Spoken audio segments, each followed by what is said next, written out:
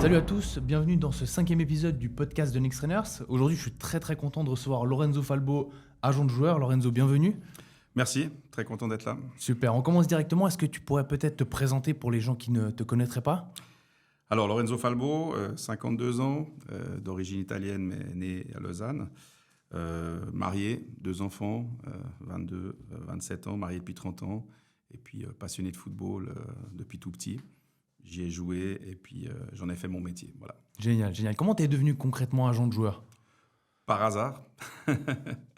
Par hasard, ça remonte au début des années 2000.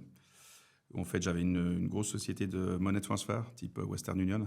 D'ailleurs, c'était le concurrent de Western Union à l'époque. Et puis, je travaillais beaucoup avec l'Amérique du Sud.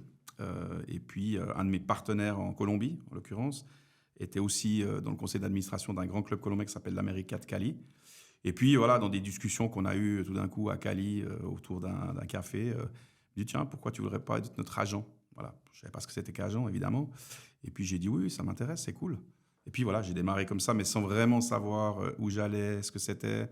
Et puis, j'y ai commencé petit à petit. Voilà, je suis rentré, j'ai dit à ma femme que j'allais devenir agent. Voilà, pas tout compris tout de suite, mais... Et le premier joueur que tu signes, ça se passe comment exactement ?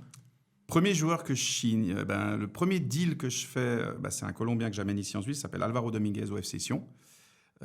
Parce que jusque-là, c'était évidemment pas facile, parce que c'est un milieu qui était très fermé à l'époque. Je crois qu'en Suisse, il y avait une dizaine d'agents qui étaient tous d'anciens joueurs ou d'anciens dirigeants. Donc voilà, moi j'arrive là-dedans un peu comme un chien dans un jeu de quilles, comme on dit. Et puis j'ai dû un peu grimper la montagne petit à petit. Donc entre 2002 et 2005, très compliqué. Les rendez-vous, essayer de pénétrer le milieu, mais évidemment pas facile. Et puis après, dès 2005, je commence à avoir quelques petits jeunes en Suisse, ça commence gentiment à prendre. Et 2007, ce premier transfert international du joueur colombien Alvaro Dominguez, qui a été 2 fois meilleur passeur de la Ligue, de la Suisse Football League, qui avant était la Liga, évidemment, qui a joué et qui a gagné 2 finales de la Coupe Suisse avec l'FC Sion, qui a été un super joueur en Suisse.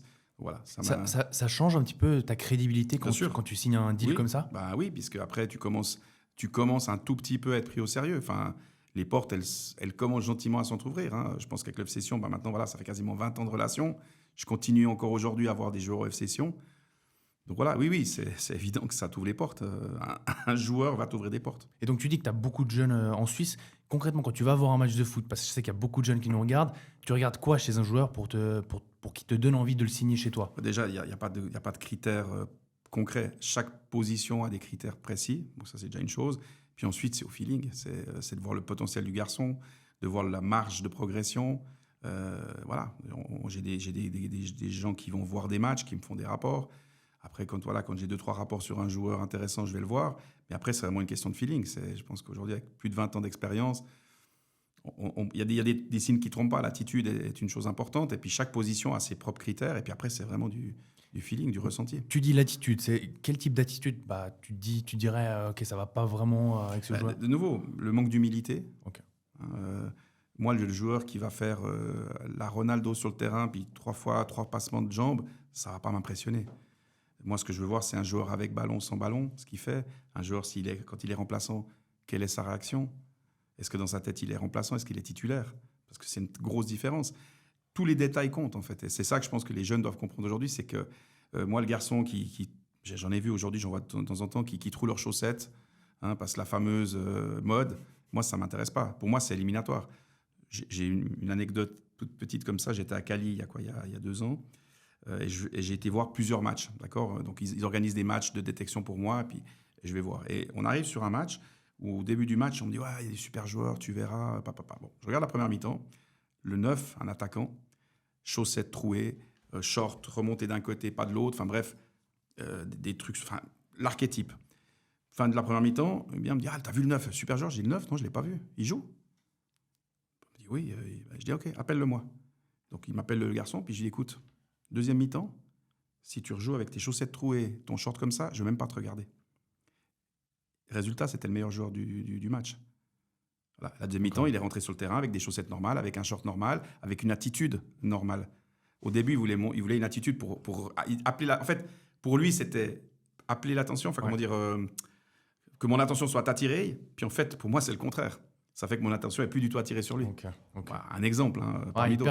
Hyper intéressant. Et bon, il y a beaucoup d'agents Quand tu vas voir un jeune et que tu sais que peut-être il y a du monde sur lui, comment tu fais toi pour te démarquer? Qu'est-ce que tu lui dis pour le convaincre? Je n'ai pas besoin de convaincre. C'est vrai? Ben non, puisque pour moi, ce n'est pas une question de conviction. Ça fait 24 ans que je fais ce métier-là. Si le joueur doit travailler avec nous, c'est le destin, il travaillera avec nous. Nous, on va simplement présenter, on essaye déjà de rentrer en contact avec les parents. Jamais on va aller, un joueur qui est mineur, jamais on va aller directement vers le joueur, les parents. On les invite, je les invite dans mes bureaux à Nyon, et je leur explique ce qu'on fait. On n'est pas des agents avec des jeunes, on est des conseillers, on accompagne. Et je leur explique notre méthode de travail. Ils adhèrent et ils veulent travailler avec nous, magnifique. Ils adhèrent pas, ils veulent travailler avec quelqu'un d'autre, qu'ils y aillent. J'ai pas à convaincre, en fait. Je suis plus dans un esprit de convaincre. Parce que pourquoi je devrais convaincre? Je pense que j'ai 24 ans de métier, je pense être quelqu'un de fiable. Et les parents vont se renseigner auprès du club, auprès des coéquipiers, auprès des gens en général. Voilà, donc non, j'ai pas besoin de convaincre. Et c'est pas de la présomption, c'est simplement que je suis pas dans un esprit de convaincre. Convaincre quelqu'un, ça veut dire que tu n'es pas sûr de toi, que tu as besoin de convaincre. Pourquoi? Non. Moi, je connais mon métier. Mais à côté de ça, tu as quand même certains agents qui vendent un peu. Ils peuvent y aller, ils peuvent vendre du rêve. Mais ils vendent du rêve, justement. Okay. Moi, je ne vends pas de rêve. Ça, c'est déjà le premier truc que je dis en réunion.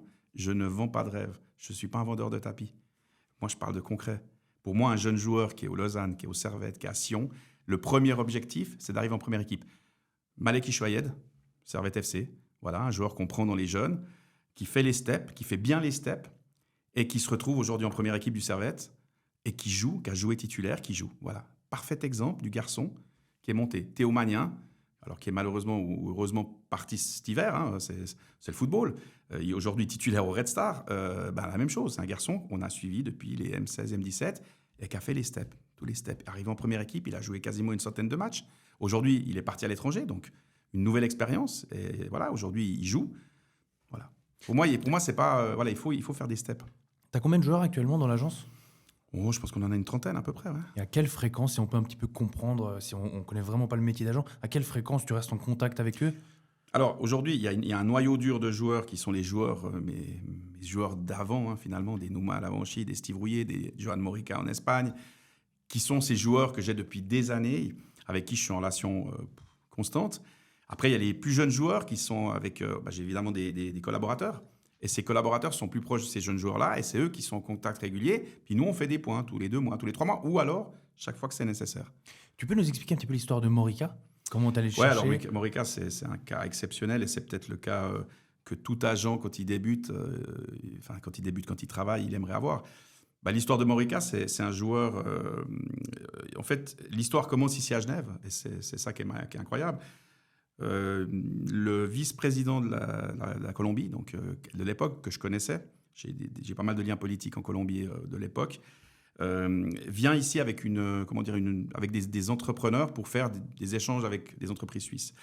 Il m'appelle en me disant, voilà, tiens, j'ai quelqu'un qui est là, qui vient d'acheter un club de foot, ils y connaissent rien, ils aimeraient un peu une espèce d'audit.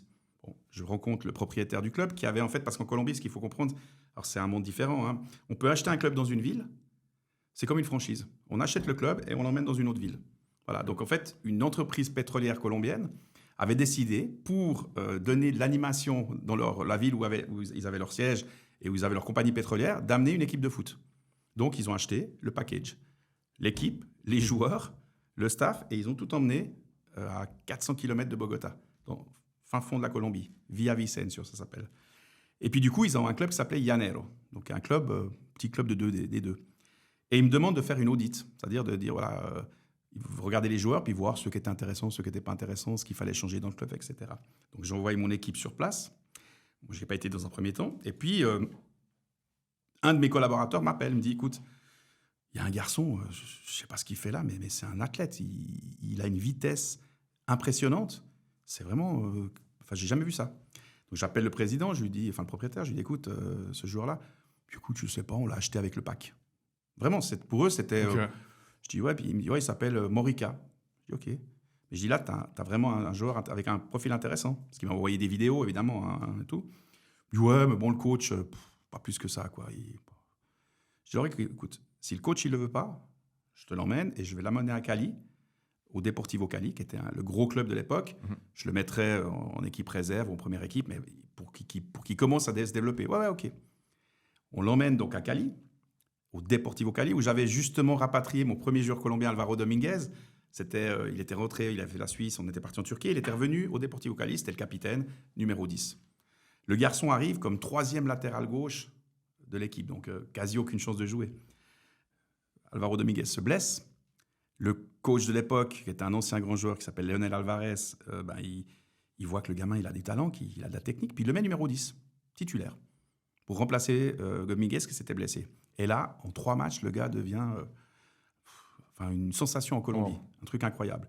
Et à ce moment-là, je suis en train de voyager en Espagne, et puis je vais présenter mes joueurs. À l'époque, alors aujourd'hui ça se fait plus puisqu'il y a d'autres techniques.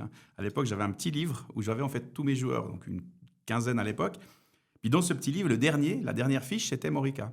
Donc je commence à le donner, donc je vais visiter plusieurs clubs en Espagne, dont le Rayo Vallecano, qui est un club de la banlieue de Madrid, un petit club, très familial.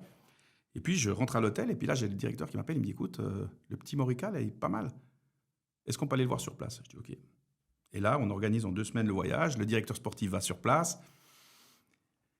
Évidemment, il avait 7 matchs de première division, il n'y avait rien. Et puis, il arrive, et puis il y a 3 matchs qu'il devait voir. Le premier match, au dernier moment, il me dit non, on va voir un autre match. Le deuxième, la même chose. Et les 2 matchs, le garçon ne joue pas. 3e match, je me rappelle, c'était Millonario de Bogota à Cali. On arrive, donc on va voir le match. Le joueur n'est pas titulaire. Je suis avec le directeur sportif du Rayo, le joueur n'est pas titulaire. Et là, j'avoue qu'à ce moment-là, j'ai quand même utilisé un peu de mes connexions. J'ai envoyé quelqu'un au vestiaire, à la mi-temps, pour dire au coach de mettre le joueur, parce qu'il y avait vraiment une équipe espagnole qui était là pour le voir. Et ça a marché. Et le garçon est rentré, il touche un premier ballon, je m'en rappelle toujours, il touche un premier ballon, il met un tir sur le poteau à 20 mètres. Et là, j'ai le directeur sportif qui me dit, heureusement qu'il n'a pas marqué. Je lui dis, mais pourquoi? Parce que sinon, demain, il ne me le prête pas. Voilà. Et c'est parti. Et on l'a emmené en Espagne, il avait à peine 20 ans. Il arrive en Espagne, c'était une histoire déjà incroyable à la base. Pendant les 4 premiers matchs, il ne joue pas. Mais bon, nous, on s'attendait à ce qu'il ne joue quasiment pas. 4e match, Barcelone à la maison.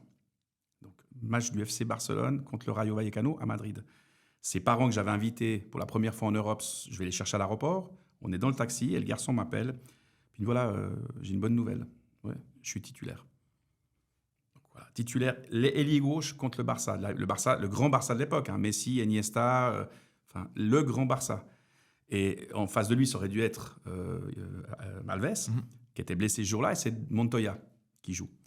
Et là, le garçon fait un match mais incroyable. Mais quand je dis incroyable, alors, de nouveau, même quand je parle maintenant, c'est de l'émotion, parce que j'étais avec son père, on a pleuré.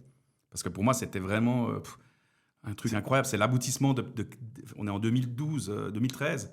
Moi, ça fait depuis 2002 que je rame dans ce métier-là. D'avoir un gamin qui débute contre le Barça, qui fait un match, et il est élu dans les 3 meilleurs joueurs du match avec Messi et Iniesta. Et ça, c'est encore aujourd'hui, si on va chercher dans les journaux à l'époque, on retrouve que... Et il enchaîne Valence, Séville, que des gros matchs. Mais t'as pas peur justement à ce moment-là, quand il prend beaucoup de lumière, qu'il se fasse approcher par... Mais il y a toujours des risques. Mais aujourd'hui, c'est un garçon avec qui j'ai toujours une relation de père, en fait.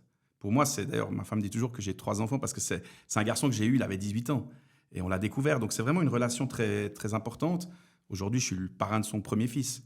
Voilà, donc on a une relation qui est aujourd'hui, il a 34 ans. Ça fait quasiment 15 ans qu'on travaille ensemble, c'est énorme. D'ailleurs, dans ce métier-là, il y a peu de relations comme ça.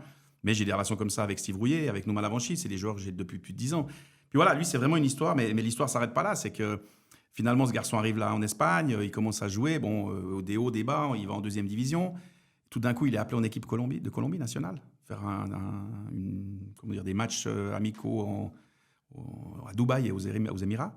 Et je les accompagne, donc je vais voir les matchs amicaux. Premier match qu'il fait, il marque un but avec l'équipe nationale de Colombie. Et là, il enchaîne et il va jouer la Coupe du Monde 2018.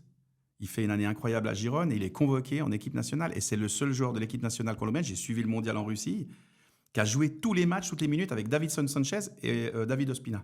Donc c'est les 3 seuls joueurs de l'équipe, pas Rames, pas Falcao, ces 3-là. Wow. Voilà. Et il joue une Coupe du Monde. Et là, il y a 2 ans, il fait la Copa América, il arrive en finale contre l'Argentine. Il joue tous les matchs, toutes les minutes. C'est ta plus belle histoire? Ouais, c'est la plus belle histoire, parce que c'est l'histoire qui commence... C'est la plus belle histoire dans la longueur et dans les objectifs. Maintenant, il y a des super histoires, que ce soit avec Steve Rouillet, avec Nouma Lavanchi, puis avec plein d'autres jeunes joueurs. Il y en a plein de belles histoires. Ça, c'est peut-être celle qui est la plus emblématique, en fait, du travail d'un agent de terrain qui va tout d'un coup partir de A et arriver à pas Z, parce qu'il est encore là, il va participer normalement à la prochaine Coupe du Monde où je vais être présent. Il y a une journée type en tant qu'agent? Non.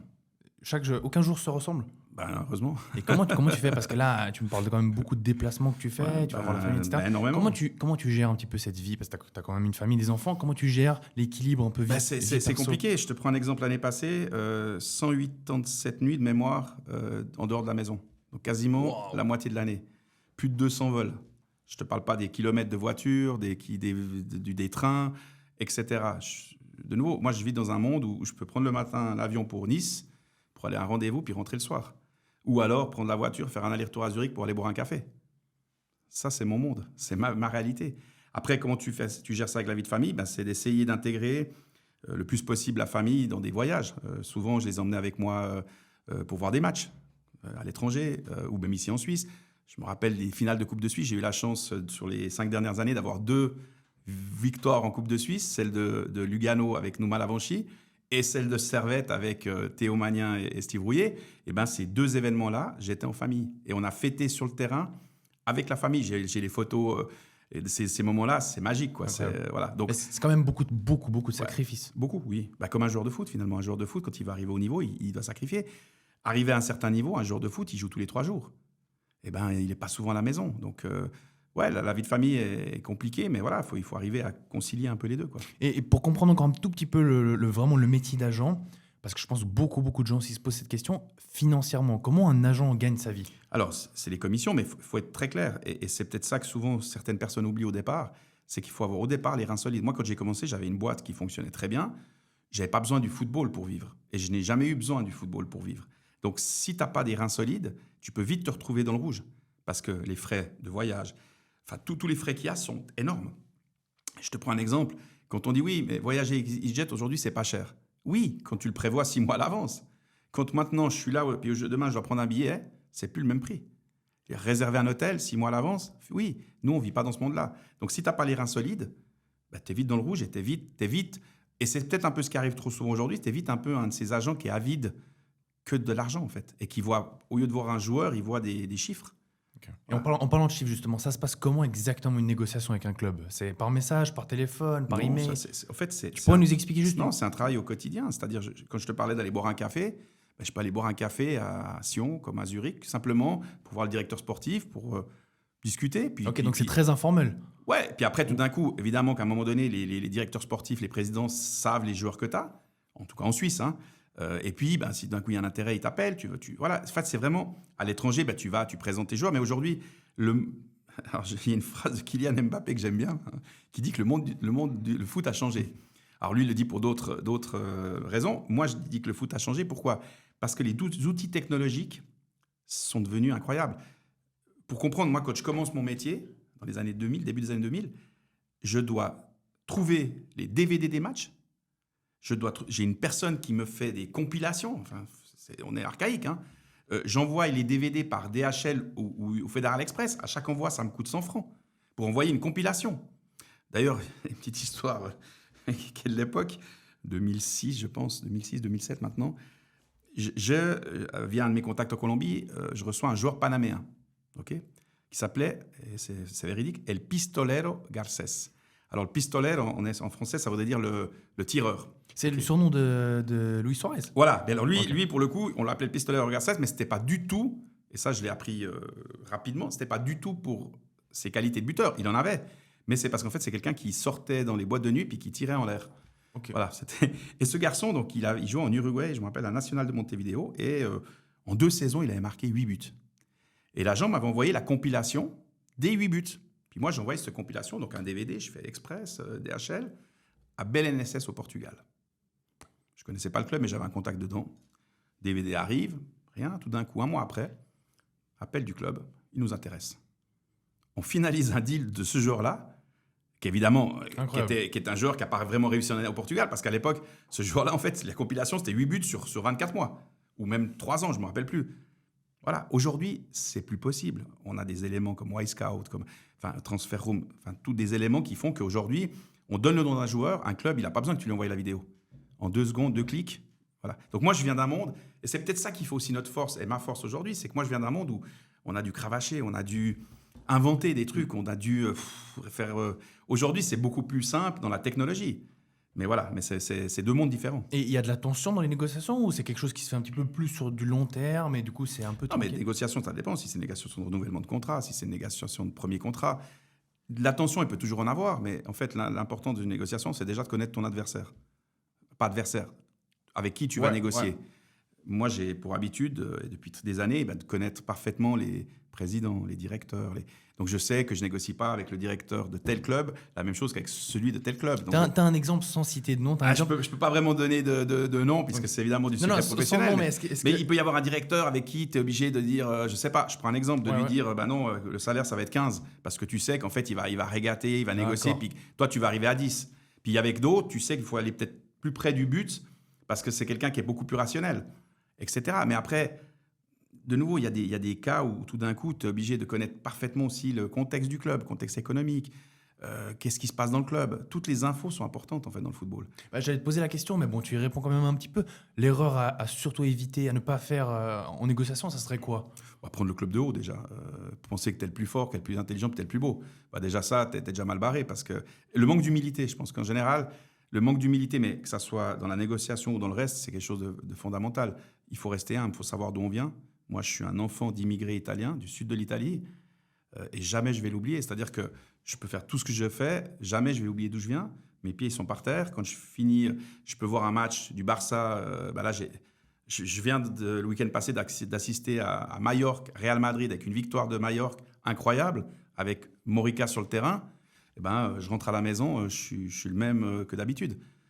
Les pieds sur terre, en fait. Et en parlant de cette humilité, justement, quand on aborde un petit peu la relation entre joueur et agent, est-ce que tu vois une erreur que beaucoup de joueurs font envers leur agent qu'ils ne devraient pas faire dans la relation? Le problème qu'il y a aujourd'hui, et c'est un problème qu'on commence à connaître depuis quelques années, c'est le manque de fidélité, en fait. C'est-à-dire qu'un jeune joueur, il va parler, ou les parents, à plusieurs personnes. Moi, j'ai pour habitude que ce soit un Nouma Lavanchi, un Steve Rouillet, il y a n'importe qui les a appelés dans leur carrière. À chaque fois, ils disent non, vous appelez Lorenzo. Tu as des exemples de ce qu'on a proposé à des parents ou à des joueurs de la part d'agents? Ici en Suisse, ça reste relativement correct. À l'étranger, c'est des sommes d'argent. À l'étranger, ça peut aller très loin. En France, par exemple, on a des joueurs, jeunes joueurs à l'OM, à Monaco, à Montpellier, à Marseille. Oui, on peut t'offrir des sommes pour signer. En Colombie, c'est courant. En Colombie, aujourd'hui, les grosses agences vont sur place et donnent de l'argent aux parents pour acheter le contrat. La tranche de somme, c'est environ combien? Ça change la vie aux parents? Ça va dépendre de la qualité du petit. Mais moi, je me suis toujours refusé et j'ai dit que le jour où je devais payer pour avoir un joueur, c'est le jour où j'arrêterai de travailler. Parce que c'est pas pour moi, c'est pas mon monde. Est-ce que ça arrive que des agents décident à la place des joueurs pour le prochain club? Que peut-être l'aspect financier entre en compte? Alors, normalement, c'est toujours le joueur qui décide, oui. Mais malheureusement, il y a des agents peu scrupuleux qui vont aiguiller le joueur dans une direction parce que c'est financièrement plus intéressant pour eux. D'accord. Mais sportivement, certainement, pas intéressant pour le joueur. Je vais te rebondir sur un exemple concret. Morica, donc il était au Rayo Vallecano, il ne jouait pas parce que le coach ne faisait pas jouer, puis il avait été 2 fois de suite meilleur joueur de la 2e division. Donc arrive janvier, donc novembre, je dis au directeur sportif, il faut qu'on le prête. Donc je commence à travailler. On avait honnêtement tous les clubs de 2e division. Et là, on fait une analyse. Style de jeu.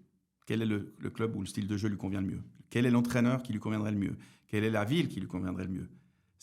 En faisant abstraction totalement du financier. Pour l'histoire, donc on tombe sur l'idée que Girone est la meilleure option. Mais Girone est l'équipe qui payait le moins tant de salaire que de commission. Et on avait Retafe qui payait quasiment le double. Et on est parti à Girone. Parce qu'on savait qu'à Retafe, c'était pas l'idéal pour lui. On en a discuté ensemble. On est parti à Girone. Voilà. Incroyable. Ça t'arrive de refuser des joueurs? Ouais. Pourquoi? De nouveau, si le premier rendez-vous avec les parents et avec le jeune ne se passe pas bien, si on n'a pas la même vision, si on n'a pas les mêmes valeurs, parce que pour moi, les valeurs sont importantes. C'est quoi les valeurs? J'en parlais avant, l'humilité, les pieds sur terre. Quand j'ai des parents qui viennent et qui commencent à me parler d'étrangers, je leur dis, vous n'êtes pas à la bonne adresse. Donc oui, ça m'arrivait souvent de refuser. Aujourd'hui, j'ai un peu ce luxe. C'est un peu le luxe qu'a des fois peut-être pas un jeune agent qui doit un peu... Et ça m'arrivait, quand j'étais plus jeune, au début, j'ai dû prendre des joueurs peut-être qui n'avaient peut-être pas le niveau, Aujourd'hui, on a la chance de pouvoir choisir.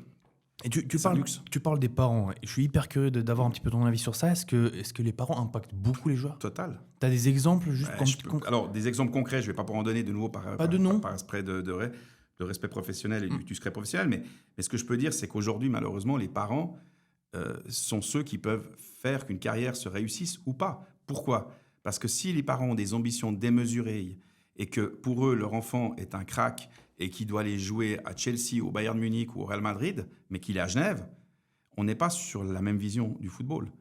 Et dès ce moment-là, moi, je refuse de travailler avec des gens comme ça parce de toute façon, on ne va pas s'entendre. Puisque moi, je suis quelqu'un de rationnel, quelqu'un qui est carré et qui dit toujours la même chose. Un jeune joueur doit arriver à évoluer en première équipe de son club. Exemple, Malek Ishfahed. Exemple, Théo Magnin. Et des exemples comme ça, Théo Berret, je peux t'en donner plein. Enfin, tout plein de joueurs qui ont fait le step.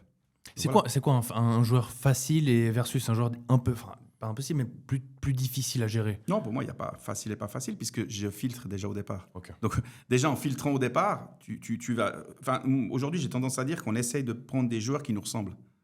Des familles et des joueurs qui nous ressemblent. Aujourd'hui, les joueurs qu'on a, en tout cas aujourd'hui, et les familles, sont des familles et des joueurs qui nous ressemblent, qui ont les mêmes valeurs, qui font confiance à notre travail, qui ne sont pas là toujours en train de nous remettre en question. Parce que ça, c'est la grande facilité. Ouais, mon agent, il est mauvais. Déjà, pour un jeune joueur, on n'est pas agent, on est conseiller. Je répète, conseiller, accompagnateur. Agent, c'est le jour où on commence à faire des négociations, des vraies discussions. Là, on dit un agent. Et moi, j'ai besoin que la famille et le gamin aient confiance en nous. Okay. Voilà. Okay. Donc, à un moment donné, c'est vraiment ça qui compte. Et on parlait avant de l'équilibre vie pro, vie perso. On sait que l'été, c'est quand même une période assez chaude. Ouais. Hors période de mercato, ça ressemble à quoi un petit peu ta vie? Ah ben, ça ressemble à tous les jours là, à gauche, droite. Beaucoup de déplacements? Beaucoup de déplacements. Non, que des déplacements, ouais. Enfin, oui, je suis rarement... Enfin, j'ai un bureau à Nyon.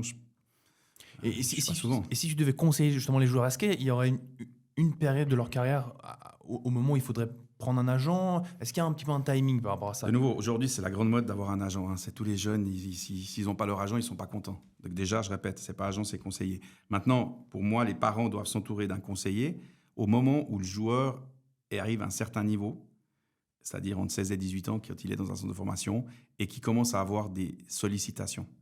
Pourquoi ? Parce que le problème, c'est que le gamin, s'il commence à avoir des sollicitations, aujourd'hui, ça se fait beaucoup pour Instagram, par les réseaux, et à un moment donné, il va être perturbé. Et en fait, le but, c'est qu'un gamin, il continue à jouer, progresser, prendre du plaisir. Pour ça, il faut qu'il ait la famille qui fasse barrière et un conseiller qui va faire barrière. Ça veut dire que s'il y a une sollicitation, parler à mon conseiller. Pour éviter que quelqu'un vienne te dire « Oui, non, mais t'es super bon, tu pourrais aller à la Juventus ». À quoi on reconnaît un bon agent / conseiller? Je pense qu'aujourd'hui, c'est vite vu. Il faut se renseigner, c'est-à-dire avec les clubs, avec les coéquipiers. Aujourd'hui, on a un truc qui est magnifique, c'est Internet, où tu peux avoir beaucoup d'informations. Mais je dirais que les clubs, en premier, moi j'irais demander aux clubs, parce que les clubs, ils vont tout de suite te dire si un agent il a été correct ou il est correct avec eux ou pas. Ils vont te le dire, ce qui est normal. Donc aujourd'hui, se renseigner. Ok, très clair. Et tu sais, beaucoup de joueurs veulent se faire repérer. Tu donnerais quoi comme conseil à des jeunes qui veulent se faire repérer par agent, club, peu importe, conseiller? Il faut pas vouloir se faire repérer. Déjà, ça, c'est déjà la première erreur. Si tu es bon, si tu travailles, si tu es humble, si tu as une bonne attitude et que tu joues dans un club d'élite, tu vas te faire repérer. Donc, il n'y a pas besoin d'aller... En fait, il ne faut pas vouloir provoquer le truc. Le truc, il arrive quand tu es bon et que tu joues. Voilà, c'est tout. Enfin, il ne faut pas vouloir aller provoquer la chance. Non, ça va arriver. À un moment donné, quand tu es un bon joueur, oui. Et il y a aussi un aspect où j'ai beaucoup entendu ça, moi, au bord des terrains, le piston dans le foot. Est-ce qu'il y en a? Moi, ça ne m'intéresse pas. Ça ne m'intéresse pas, pourquoi? Il peut y en avoir ou pas, j'en sais rien, et je m'en fous. Pourquoi? Parce qu'un garçon qui est bon, qui est bien, comment dire, qui a des bons conseils, à un moment donné, il réussira. Le piston, ça fonctionne au départ, peut-être. Mais à un moment donné, c'est le carré vert, c'est le terrain qui décide. Si t'es bon, t'es bon. Si t'es pistonné et que t'es pas bon, à un moment donné, il y aura des limites. Puis le haut niveau, ce sera pas pour toi. Et le haut niveau, c'est ça, c'est là où on tend à aller. Donc à un moment donné, mais de nouveau, le monde du football est un monde incroyable. Donc je parlais de cette expérience incroyable, mais il faut aussi dire toutes les belles expériences, parce que c'est ça la question. C'est qu'à un moment donné, il y a des deals que tu vas faire au dernier moment. Tu avais un exemple justement d'un deal que tu as fait dernièrement, tu peux nous raconter? Un qui était incroyable et qui est certainement un deal un peu qui était vraiment pas attendu. C'était la fin du mercato, je crois, 2014, je pense, de mémoire, 2013-2014 peut-être, ces années-là. Je me rappelle toujours, je suis tranquillement en train de boire un café. On est le 1er février, le mercato se finit en Italie le 2 février, cette année-là. Je suis tranquille. Bon, pour moi, le mercato, il est fini. Je veux dire, c'est le 1er février. En Suisse, il était déjà bâché. Et je suis tranquille. Et là, j'ai un ami agent, qui est d'ailleurs un de mes meilleurs amis dans le métier, avec qui depuis 20 ans, c'est Michel Urcheler, qui est un agent très connu, qui est l'agent de Yohan Manzambi aujourd'hui, qui a été l'agent de plein de joueurs, là, qui a été l'agent de Shaqiri. C'est quelqu'un avec qui on a une relation très forte depuis plus de 20 ans, on est amis. Et puis là, tout d'un coup, il m'appelle, il me dit, écoute, je me rappelle, tu m'avais parlé que tu avais un latéral gauche en Espagne. Et c'était pas Morica, parce qu'à ce moment-là, j'avais Morica et Berdic, Zakaria Berdic, qui était un international marocain, qui jouait sur le côté gauche de Valladolid en 2e division espagnole. 2e division. Il me dit, écoute, je suis là avec le président de Gênes, Preziosi, il cherche un latéral gauche. Puis je dis, écoute, j'ai Berdic. Ok, je lui passe. Puis moi, je continue à vaquer à mes occupations, parce que pour moi, c'est comme souvent dans le mercato, on donne des noms, puis ça. Une demi-heure après, il me rappelle, écoute, ils sont intéressés. Je lui dis, comment ça ? Ouais, ils le veulent, faut activer. Il restait combien de temps là ? Il nous restait 24 heures. Ouais. Mais joueur qui appartient à un club, il le voulait en prêt, il voulait quasiment pas payer de prêt. Enfin, c'était... Et là, j'appelle quand je te parlais avant de bien connaître un club, le Valladolid à l'époque était dans un truc qu'on appelle en Espagne la ley concursal. La ley concursal, c'est quoi ? Ils étaient sous l'administration judiciaire. C'est-à-dire qu'ils avaient fait faillite. Et puis, donc, l'administration judiciaire, c'est quoi ? C'est un administrateur qui est là et qui contrôle les entrées et les sorties. C'est-à-dire que tu ne peux pas faire revenir un joueur si tu n'en as pas sorti un.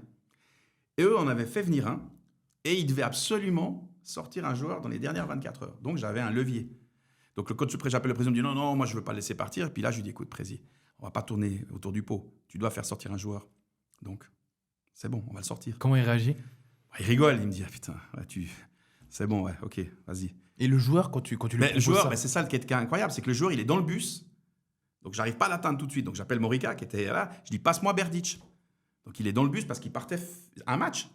Je lui dis, tu vas aller jouer en Serie A ? Donc il est en 2e division espagnole. Je lui dis, tu vas aller jouer en Serie A ? Puis là, il m'a dit, c'est bon, t'es gentil, la blague. Non, tu veux aller en Serie A, à Gênes ? Puis il me dit, ouais. Ben, je dis, alors tu descends du bus, il y a le team manager qui t'attend, il va t'emmener à la maison, tu prends un sac et tu pars. Déjà, l'avion, c'est déjà prêt, on t'attend à Milan. Voilà. Et donc, il arrive à Milan, et on fonce de Milan à Gênes, et là, on arrive, on est assis, tous, et c'est là le moment le plus magique du truc, il reste 3 heures avant la fin du mercato. Hein. On est tous assis, et évidemment, moi, je parle italien, c'est mes langues d'origine. Le joueur et son frère ne comprenaient rien. Michel Urcheler, qui était là, comprenait aussi, évidemment, parce qu'on était les deux. Et là, le dirigeant, donc Preziosi, reçoit un coup de téléphone. Et il prend, il dit, Dr Galliani. Galliani, c'était l'administrateur du Milan AC, à l'époque. Okay. En fait, Gênes avait été derrière tout le mercato d'un joueur qui s'appelait Pablo Armero, qui est un Colombien latéral gauche. Et pendant tout le mercato, Armero, il les avait snobés. C'est-à-dire qu'il a dit, moi, je ne vais pas à Gênes, je suis à Milan. Évidemment, il n'avait rien trouvé. Puis au dernier moment, Galliani voulait prêter Armero. Et là, nous, on sent la tension parce qu'on se dit, ouais, c'est bon, là, c'est mort. Et là, le président, qui était un président qui avait, comme on dit, des coronesses, il lui dit, non, vous allez dire à Armero qu'il peut aller se faire voir. Je suis avec Berdic ici et on va signer. Et là, on signe le contrat. Mais encore, là, il reste encore le TMS, donc le Transfer Match System à faire. Et là, personne à Valladolid. On arrive à faire le TMS à 10 minutes de la fin du mercato. Wow. Voilà. Et le garçon joue à Gênes en Serie A. Voilà. Donc ça, c'est le genre d'histoire incroyable. Alors en Suisse, c'est plus difficile que ça arrive. Mais voilà, ce n'est une qui était... T'as déjà eu justement même histoire, mais où ça s'est pas fait ? Non. À cause de problèmes administratifs ? Non, ça, j'ai pas eu. Je sais qu'il y en a eu, je crois. Il y a eu des trucs. Là, en l'occurrence, non, j'ai jamais eu d'histoire comme ça. Okay. Et pour un petit peu connaître aussi les anecdotes, parce que je sais que ça intéresse beaucoup de gens, t'as déjà vu dans un contrat une clause qui t'a un petit peu étonné ? Non, parce que, de nouveau, un contrat, toutes les clauses qu'on va y mettre, elles sont négociées et le joueur et le club sont d'accord. Donc, je ne peux pas te dire qu'il y a une clause qui m'a frappé ou non. Si tout d'un coup, on a demandé quelque chose et que le club l'accepte, ça devient une clause normale. Donc, je ne peux pas dire qu'une clause n'est pas normale. Tu vois ce que je veux dire ? Pour moi, c'est les clauses que tu négocies sont dans le contrat. Alors, en Suisse, il y a aussi très peu de clauses différentes. À l'étranger, ça peut être d'autres choses. Tu m'expliquais l'histoire avec les agents aussi en Suisse, que tu signes pas des contrats, mais que... Ouais, moi, avec les joueurs suisses, j'ai pas de contrat, parce qu'ici, c'est du mandat de représentation qui est comme un mandat que tu aurais avec une agence immobilière, qui est résiliable en tout temps. Donc moi, j'ai pour habitude de dire que c'est un contrat de confiance. À l'étranger, c'est différent, mais ici en Suisse, en tout cas, en plus, la Suisse, c'est un petit milieu. Je pense que j'ai quand même pas mal d'années dans le milieu, donc à un moment donné, puis si le joueur veut partir, il part. Voilà. De toute façon, j'ai pas besoin qu'il qui me disent on résilie le contrat, il va partir. Tu as le souvenir, que ce soit avec un joueur ou un club, tu as le souvenir d'une négociation qui a failli exploser? Non, il y en a peut-être eu, Ça, mais c'est déjà mal passé avec un club. avec un club? Non. Jamais? Non, il peut y avoir des tensions, mais Et avec un joueur? non, parce que de nouveau, je pars du principe qu'un joueur, quand il veut partir, il part. Et évidemment, ça va te toucher, puisqu'il y a des joueurs que tu accompagnes, et je ne vais pas donner le nom de la précis, mais j'ai des joueurs que j'ai accompagnés depuis jeune à leur premier début en pro, avec pas mal de choses. Puis tout d'un coup, ils décident, pour X raisons qui sont propres, d'aller voir ailleurs, parce que l'herbe est plus verte ailleurs. Puis après, de temps en temps, tu as des joueurs qui te rappellent, puis qui disent « Ouais, si j'avais su… Et tu réagis comment? Alors moi, c'est de façon terminée, c'est évident que… Mais terminée dans la manière professionnelle, c'est-à-dire Ouais. que je ne reprendrai pas un joueur qui nous a lâchés et qui nous l'a fait à l'envers. Par contre, humainement parlant, et je vais être clair, ça m'est arrivé dans des fonctions que j'ai aujourd'hui des fois dans les clubs en tant que conseiller des présidents, de prendre des joueurs qui m'ont lâché et de les reprendre parce que pour ce club-là, à ce moment-là, c'est le meilleur joueur.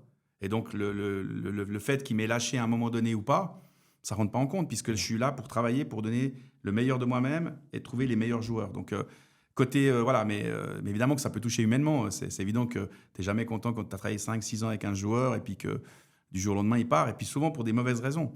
Parce que quelqu'un lui a vendu du rêve ou lui a dit que l'étranger aussi. Donc voilà, mais de nouveau, moi, j'ai aucune rancœur envers les joueurs parce que c'est pas… Voilà, c'est pas grave non plus. Il n'y a pas mort d'homme. Tu as beaucoup voyagé, tu as vu beaucoup de joueurs. Est-ce que ça t'est déjà arrivé de voir un joueur qui était hyper talentueux et qui n'a pas réussi pour quelconque raison? Tu as le souvenir d'un joueur? Alors, j'ai un souvenir d'ici, de Genève, en fait, qui est un joueur argentin que j'avais amené ici à Genève.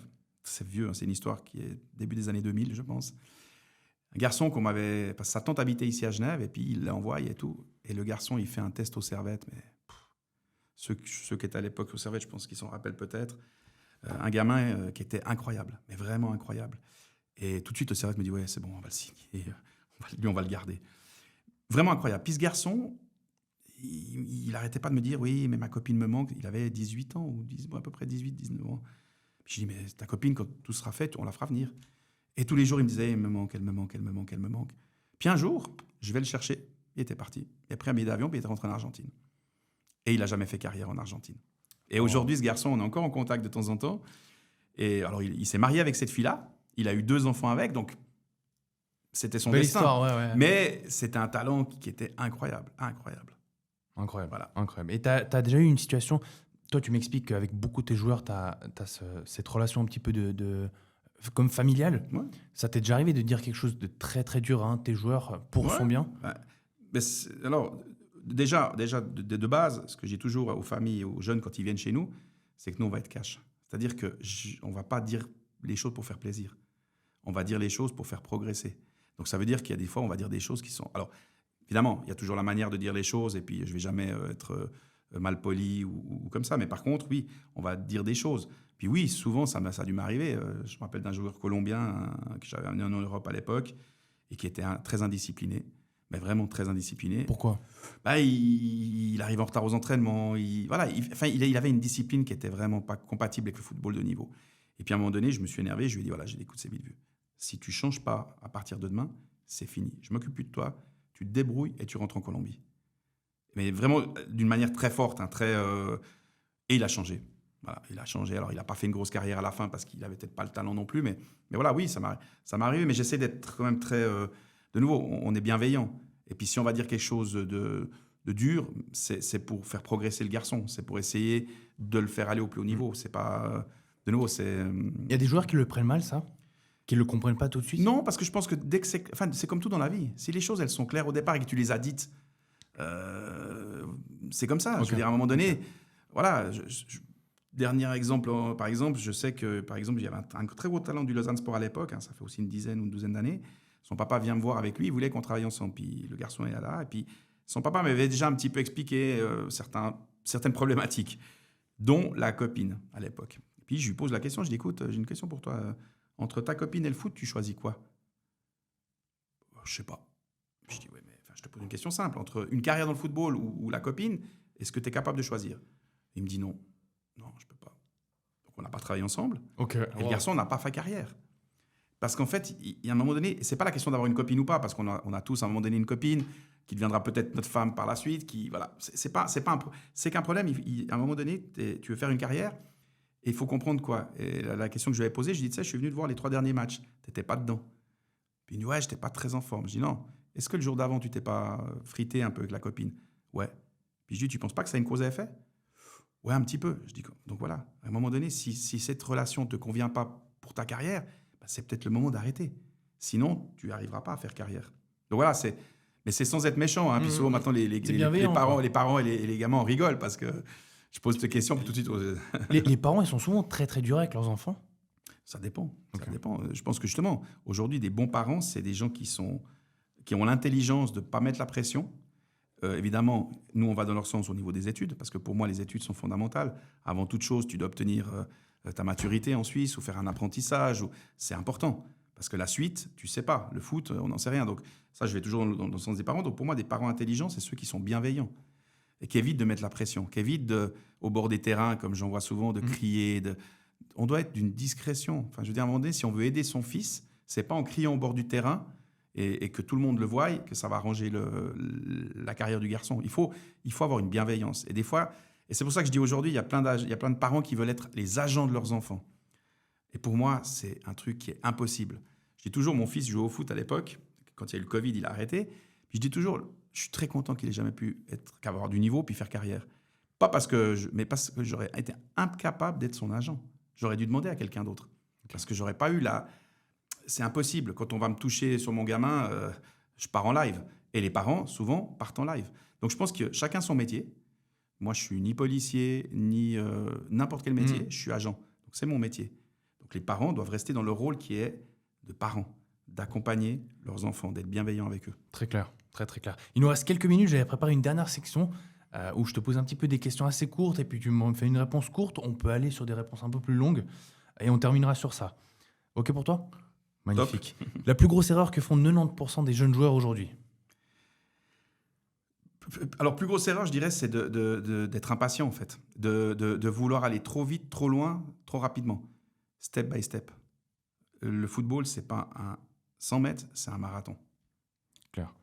Agent ami ou agent business? C'est-à-dire, est-ce qu'on peut avoir un ami qui devient notre agent ou plutôt avoir... Alors, ça, c'est ni ami ni business. Voilà. Un agent bienveillant. Bienveillant, voilà. OK. À partir de quel âge ça devient compliqué de vouloir finir pro?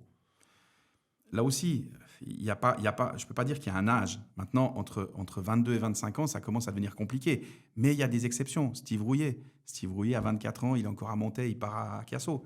Aujourd'hui, c'est le capitaine du Servette FC. Ah. J'ai Robin Goliard, qu'on a amené à Yverdon, donc, sans être l'agent, hein, je suis conseiller du club, qui à 25 ans est encore en Première Ligue Promo et qui aujourd'hui fait une saison incroyable en Challenge League. Il a mis, je crois, 8 buts. Il y en a plein des histoires comme ça. Donc, il y a plein d'exceptions. Maintenant, la règle, c'est que c'est compliqué quand on commence à avoir 22, 23, 24, 25 ans et qu'on n'a pas encore, je dirais, entre 24 et 27 ans. Déjà, c'est fini, quoi. Le meilleur joueur que tu as vu sur un terrain de foot? Alors là, c'est des joueurs c'est Diego Maradona, évidemment, que j'ai eu la chance de voir jouer et que j'ai eu la chance de coacher. Alors, coacher Maradona, bah oui, à Grozny, en Tchétchénie, on avait organisé un match. Puis j'ai eu le bonheur d'être assistant coach de ce match-là, où il y avait sur le terrain Figo, Maradona, Papin, Barthez, des joueurs, Baresi, Costa Curta, alors des joueurs qui vous parlent peut-être moins à vous, votre génération, mais pour moi, Maradona, j'avais son poster dans la chambre. Donc le jour où je suis sur un terrain de foot, puis j'ai Maradona là, puis je lui donne des consignes, incroyable. Et c'est le meilleur joueur que j'ai vu sur un terrain. Pourquoi? Parce que Maradona était un joueur qui était capable de changer un match à lui tout seul, quoi. C'était magique, quoi. Le stade le plus impressionnant où tu as été? T'en as fait beaucoup en plus des stades. Ouais, mais j'en ai fait plein, mais tous ont un charme. Mais pour moi, il y en a deux qui ont des charmes spéciaux, mais pour deux raisons totalement différentes. Séville, quand il y a le derby Séville-Bétis, c'est la chair de poule, c'est un truc de fou furieux. Je pense que ce stade-là, il a une âme, il a quelque chose. Un peu la même chose que celui du Boca Junior quand il y a le derby contre River. Mais là, c'est un derby, le derby de Séville, c'est un truc impressionnant. Donc, c'est vraiment un stade qui est incroyable. Puis après, je vais t'étonner, mais je vais te donner le Bois-Gentil. Alors, plein de monde ne le connaîtront pas. C'est où? Le Bois-Gentil, c'est le stade qui est en face, d'ailleurs qui est maintenant, je crois, presque détruit, qui est en face de du stade de la Pontaise à Lausanne. Pourquoi ce stade-là? Ok. Parce que c'est mon stade quand j'étais petit à Concordia et que je jouais, puis que notre seul objectif, c'était de traverser la route pour aller au Lausanne Sport. Alors, évidemment, j'ai jamais réussi, mais voilà. Donc, c'est deux stades Magnifique. voilà, qui, Magnifique. pour moi, ont des significations différentes. Ta plus grande fierté en tant qu'agent? D'être resté le même, de ne pas avoir changé, d'être toujours la même personne que j'étais, avec les mêmes valeurs, d'avoir pu voir la fierté dans les yeux de mon père avant qu'il décède, au mois de juin 2014. Et je venais d'organiser un match international entre la Colombie, les anciens de la Colombie et les anciens de l'équipe de France. Et j'ai encore cette photo qui est d'ailleurs dans mon bureau, de mon papa avec Valderrama. Et puis cette photo, tu vois les yeux de mon père. Magnifique. Voilà, donc voilà. Ouais, magnifique, magnifique. Avant-dernière question, ton plus grand regret en tant qu'agent? Aucun. Aucun. Non, regret, pourquoi? J'ai vécu c'est bien un dit, truc ça. de fou, quoi. Donc, et puis, j'espère encore vivre des super... Mais de nouveau, quand je dis, c'est ce que je suis autant content quand je suis sur un terrain de première ligue promo, aller voir le FC Bavois, ça me donne autant de satisfaction que d'aller voir un match du Servette ou d'aller voir un match du Barça. Quand je dis ça, les gens ils vont dire ouais, non, mais c'est la réalité. Je suis un passionné de foot, j'aime le foot. Et pour moi, d'être au bord d'un terrain, d'être voir un match, bah, c'est juste incroyable. Puis d'avoir pu y travailler, d'avoir pu côtoyer des joueurs incroyables, d'avoir pu emmener des joueurs en Coupe du Monde, en Champions League, enfin, dans toutes ces compétitions.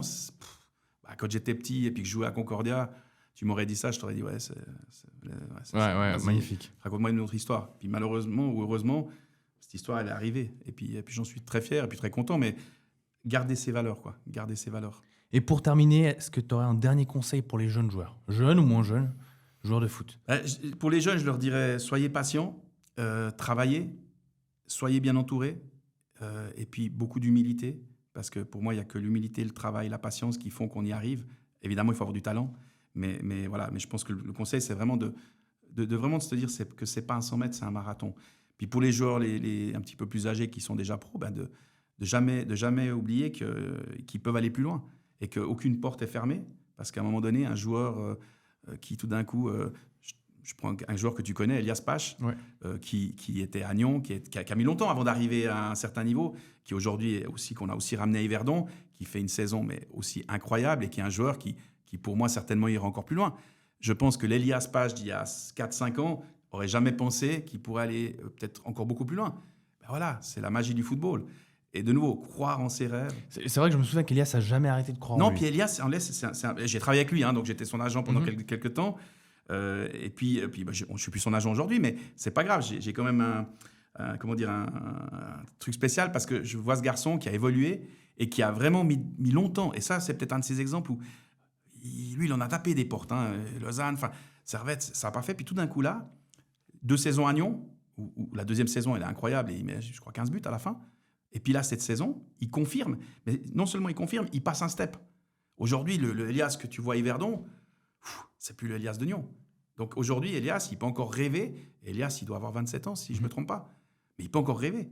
Donc jamais oublier qu'il n'y a rien. Le foot, c'est un truc qui est génial parce qu'en fait, il n'y a pas de limite. Moi, je dis toujours aux jeunes joueurs, et je finirai là-dessus, quand ils viennent nous voir, et puis les parents, je dis, je sais où on est maintenant, je ne sais pas où tu seras dans 10 ou 15 ans. J'en ai aucune idée. Parce que je ne suis pas Madame Irma, je n'ai pas une boule de cristal. Et puis les carrières, il y en a, c'est l'autoroute. Puis il y en a d'autres, c'est les routes de campagne. Elias, c'était les routes de campagne. Et aujourd'hui, franchement, je suis très heureux qu'il soit à Yverdon. Il apporte beaucoup dans ce club-là. Mais c'est par exemple, c'est une histoire, une belle histoire du football, roman, où tu dis, ouais, un joueur qui était quand même peut-être sous-évalué, Puis tout d'un coup, bah ouais, il a un coach qui lui fait confiance. Alors, il a eu d'abord Kachili à Nyon et ensuite Binotto, qui lui ont fait confiance. Et il a explosé sur cette saison-là. Et bien aujourd'hui, il réplique en fait quasiment, mais avec encore plus important, la saison qu'il fait. Donc, belle histoire. Mais voilà, des belles histoires, il y en a plein dans le foot. Je te parlais de Steve Rouillet tout à l'heure. Steve Rouillet qui a mis aussi du temps avant d'arriver et qui est aujourd'hui le capitaine du Servette, qu'on a renouvelé il n'y a encore pas si longtemps, jusqu'en 2028. Voilà, c'est un joueur qui a eu de la peine à trouver sa voie, à démarrer. Puis une fois qu'il est parti, c'est plus arrêté. Des histoires comme ça, il y en a plein. Génial, génial.